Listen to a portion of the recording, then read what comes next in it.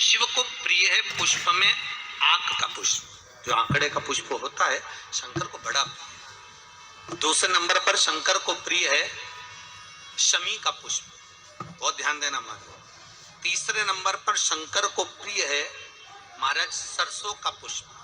सरसों होती है ना, जो राई अपन बोते हैं, सरसों बोते हैं, उसमें पीले कलर का जो पुष्प लगता है।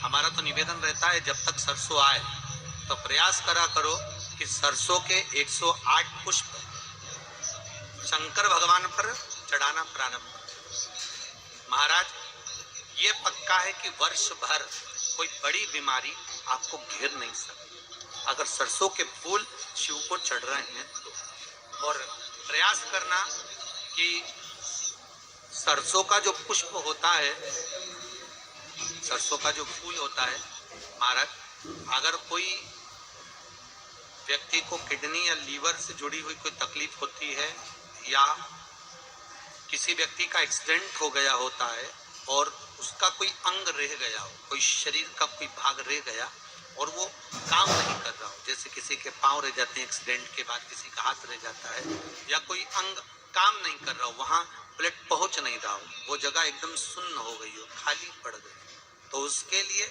शिव महापुराण की कथा कहती है कि सरसों के पुष्प 11 शंकर जी के राइट भाग में, जहां शिव जी के गण दरवाजे के द्वारपाल मणिभद्र जिस जगह पर निवास करते हैं, कौन निवास करते हैं?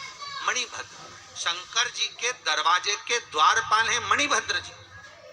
तो मणिभद्र दरवाजे के द्वारपाल में राइट भाग में मणिभद्र जी विराजते हैं। मतलब राइट भाग कौन सा हुआ? जब आप मंदिर से बाहर निकलेंगे तो राइट भाग, मंदिर में प्रवेश करेंगे जब राइट नहीं होना चाहिए, आप मंदिर से जब जाएं तो राइट भाग।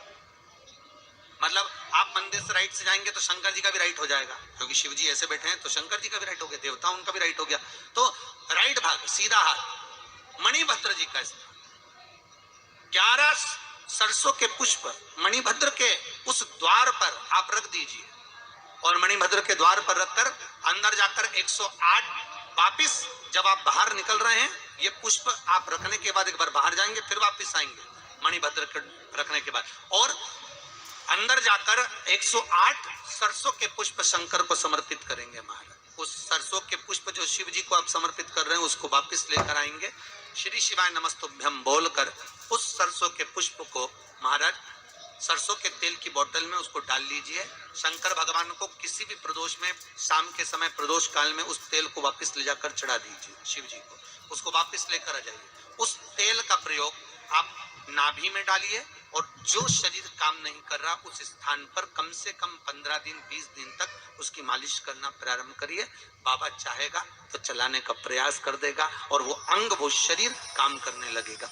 मणिभद्र का स्मरण, श्री शिवाय नमस्तुभ्यम, सब बोलिए एक बार जमकर, श्री,